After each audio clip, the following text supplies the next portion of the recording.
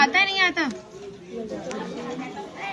श्रीमद् भागवत में नहीं आता। नहीं आता, बिल्कुल नहीं आता। क्योंकि सुखदेव जी राधा रानी को परम गुरु मानते थे। जब राधा रानी का नाम ही श्रीमद् भागवत जी में नहीं दिया तो विवाह का उल्लेख कैसे हो सकता है? लेकिन श्रीमद् भागवत जी को छोड़ के 12 ग्रंथ ऐसे हैं जो हमारी लाडली जी के विवाह का उल्लेख करते हैं।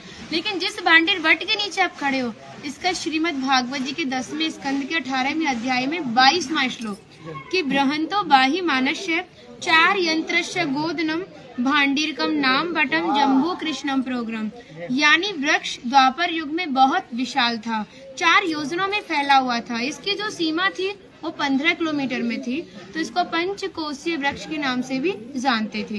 कान्हा जी इन्हीं के शाखाओं पर चढ़ के यमुना मैया को आर पार किया करते थे।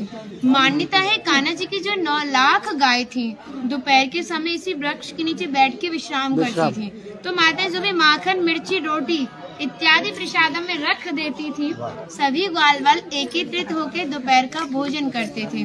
और भांडीर वन में सबसे बड़ा विशेष फल इसी प्रसादी का बताया गया है, क्योंकि आप कभी किसी विवाह में जाते हैं तो बिना अन्न प्रसादी के नहीं आते।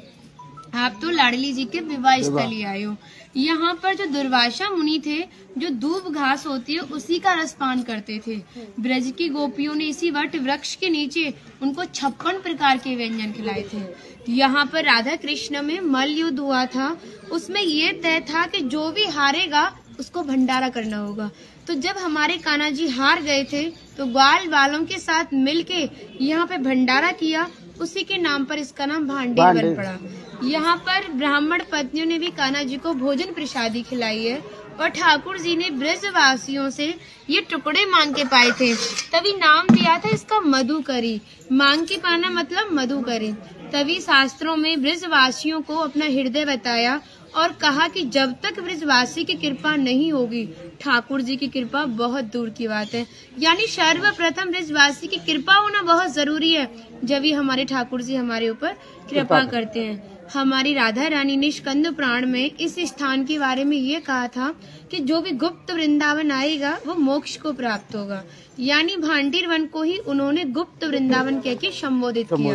तो कान्हा बोले तुम इतनी बड़ी बात को कह रही हो, लोग पाप करेंगे और सीधे दौड़े भांडीर वन चले जाएंगे, क्योंकि आपने तो मोक्ष धाम ही भांडीर वन को कह दिया।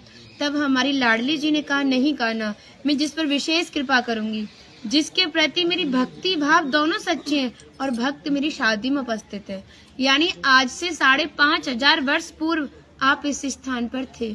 मनुष्य तो कोई था नहीं, तो अपने आप को कीड़े मकोड़े, घास फूस, पतझड़ इत्यादि अपने आप को मान सकते हो। जो भक्त उनकी शादी में उपस्थित था वो भक्त कई बार वृंदावन आएगा, जब जाके गुप्त वृंदावन आएगा, और डायरेक्टली नहीं, किसी न किसी के माध्यम से। इस स्थान तक पहुंचने के लिए माध्यम का होना बहुत जरूरी है, और सारा श्रेय भी माध्यम को जाता है, क्योंकि माध्यम ही हमें ऐसे दिव्य स्थान पर पहुंचाता है। और जो भी भक्त भांडीर वन में प्रवेश करेगा, प्रवेश करने से जो कान्हा ने 14 लीला भांडीर वन के अंदर की हैं, उनके दर्शन मात्र का फल प्राप्त होगा। और जो भी यहाँ की एक किनका प्रसादी पाएगा और एक रात्रि निवास करेगा, वो इस ब्रज गौलोक धाम से वैकुंठ गौलोक धाम को जाएगा, क्योंकि जो हमारे ठाकुर जी ने गौलोक धाम को इस 84 कोस में ही बांटा है। आप यहाँ पे जो भी दर्शन करोगे वो प्रकृति की देन के हिसाब से और मानव निर्मित दर्शन है, लेकिन आप गौलोक धाम में जो भी दर्शन करोगे वो ठाकुर जी के हिसाब से है। जैसे गर्ग संहिता के 6वें अध्याय का नाम है गौलोक खंड, आप उसका अध्ययन करोगे तो भांडीर वट का एक दिव्य वर्णन का अध्ययन करोगे। कहते हैं गौलोक धाम में ब्रजा नदी के किनारे भांडीर वट है, यानी यमुना मैया का नाम ही गौलोक धाम में ब्रजा है। तो यहाँ पर भी आप एक भांडीर वट के दर्शन कर रहे हो। कहते हैं लोकनाथ प्रभु जी ने कहा है कि अगर भक्त इस भांडीर वट का दर्शन कर ले, दर्शन मात्र से, स्पर्श की तो बात बहुत दूर की बात है, दर्शन मात्र से ही उसे दोबारा गर्भ में जाना नहीं पड़ता। यानी भक्त 84 लाख योनियों से मुक्त होके मोक्ष को प्राप्त करता है। बोलो राधे राधे राधे राधे राधे। माता का नाम इंदुलेखा, जो भगवान की राधा रानी की 8 सखियां थी उनमें से एक है ना।